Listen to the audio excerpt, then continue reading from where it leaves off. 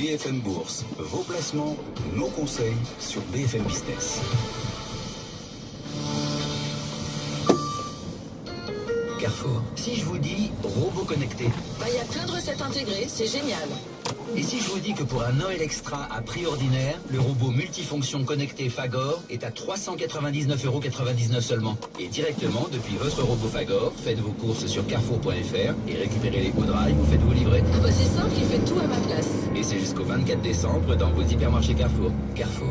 On a tous droit au meilleur. Référence FG 2804, garantie légale 2 ans, détails sur carrefour.fr. Merci. Je m'appelle Betty Lou. Depuis que je suis toute petite, je veux faire rire. Alors j'ai pas l'air comme ça, mais mon métier d'avant c'était malade. C'est à l'hôpital que j'ai rencontré ceux qui m'ont aidé à oublier la douleur grâce au rire. Les comédiens clowns du Rire Médecin redonnent le sourire aux enfants hospitalisés. Faites un don au Rire Médecin.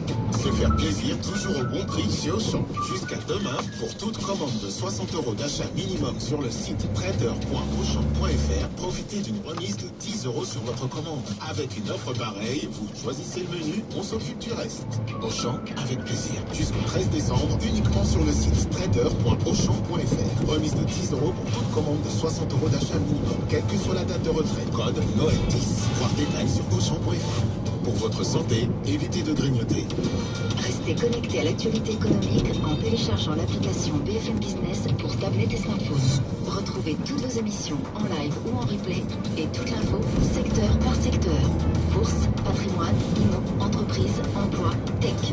L'application BFM Business, tout BFM Business avec vous. BFM Business, la France pour réussir. Retrouvez votre rendez-vous avec IG, spécialiste de l'investissement depuis 1974 et depuis 2016.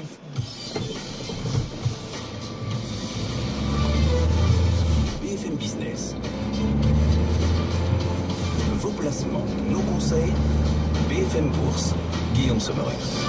L'émission qui chaque après-midi veut du bien à votre argent, vos placements, vous accompagne jusqu'à 18h en direct au rythme des marchés. Marchés qui entament cette nouvelle semaine plutôt en baisse en Europe, moins 0,5% et en hausse à Wall Street puisque le S&P 500 grappille timidement 0,3%. On voit quand même, et surtout les indices de volatilité qui remontent un petit peu. Le VIX sur des plus hauts de 3 semaines et demie à plus de 24. Le VIX, l'indice de volatilité à Wall Street, puisque cette semaine s'annonce quand même importante pour les marchés. On aura de nouveaux chiffres d'inflation aux États-Unis, mais surtout les banquiers centraux qui vont délivrer leur choix de politique monétaire. La Fed mercredi, la BCE, la Banque d'Angleterre jeudi. La grande question, c'est de savoir si les banques centrales joueront les Pères Noël en limitant l'ampleur des hausses de taux, ou au contraire, si elles joueront les Pères Fouettards en surprenant le marché, qui ont acheté l'idée d'un pivot depuis 2 mois. On va se poser cette question de la politique monétaire à venir et les annonces à venir cette semaine des banques centraux avec nos experts, bien sûr, le club à suivre dans un instant et jusqu'à 18h. On parlera aussi des valeurs à fort potentiel, des thématiques prometteuses pour 2023 et ce pendant 1 heure. Auparavant, on va tout de suite parcourir le reste de l'actualité économique du jour. Faiza Younti nous rejoint en direct. BFM Business, l'info éco. Et à la une, report surprise de la présentation de la réforme des retraites à 3 jours de la date prévue. Emmanuel Macron a finalement annoncé qu'elle serait présentée le 10 janvier prochain. Le président de la République souhaite ainsi donner du temps aux échanges avec les partenaires sociaux et les responsables politiques. Un report qui ne doit pas, a priori, changer le calendrier de mise en œuvre de la réforme, toujours prévu à l'été prochain. Le Parlement européen n'en finit pas d'être secoué par l'affaire de corruption liée au Qatar qui le touche en plein cœur. Les ministres des Affaires étrangères des 27 se disent aujourd'hui choqués. 4 personnes, dont la vice-présidente du Parlement, ont été écrouées hier à Bruxelles. Eva Kaili est soupçonnée d'avoir reçu de l'argent du Qatar pour faire son lobbying en Europe. La présidente de la Commission européenne, Ursula von der Leyen, estime que ces soupçons de corruption sont très graves pour les institutions européennes. On l'écoute. Les allégations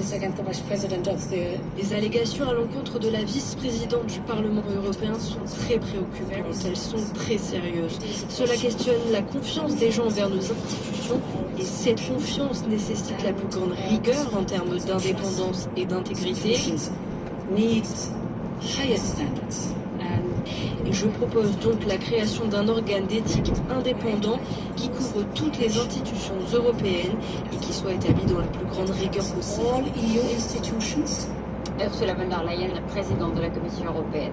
6 millions d'euros, c'est l'amende qui pourrait être infligée à Apple par la CNIL. C'est en tout cas ce que recommande son rapporteur après l'ouverture d'une enquête pour manquement aux règles de protection des données personnelles. Microsoft entre au capital de la Bourse de Londres. Le groupe informatique américain prend 4% du London Stock Exchange. Et ce n'est pas tout, il vient également de signer un accord sur 10 ans visant à transformer la plateforme de données de l'opérateur boursier vers le cloud. Autre opération, la plus grosse du secteur pharmaceutique cette année, si elle est réalisée. Le laboratoire américain Amgen veut racheter Horizon Therapeutics pour 28 millions de dollars. Horizon Therapeutics, c'est une biotech spécialisée dans les maladies rares et auto-immunes. Elle était également convoitée par Sanofi qui a finalement jeté l'éponge. On termine avec Rivian qui suspend son partenariat avec Mercedes pour fabriquer des fourgons électriques en Europe. Le constructeur américain préfère se concentrer sur ses activités existantes aux États-Unis. Pas de quoi refroidir Mercedes qui investit 1 milliard d'euros pour construire une usine en Pologne qui produira des camionnettes électriques. BFM Business, BFM Bourse, le club.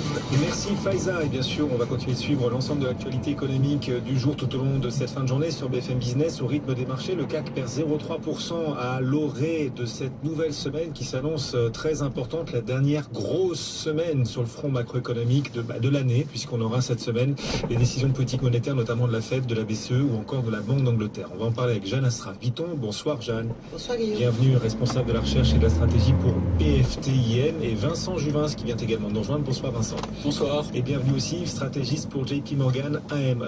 On va parler dans un instant bien sûr de ce qu'on peut attendre des banquiers centraux cette semaine. Juste avant, on sort de 2 mois de hausse sur les marchés et depuis quelques jours on sent que les indices sont plus essoufflés.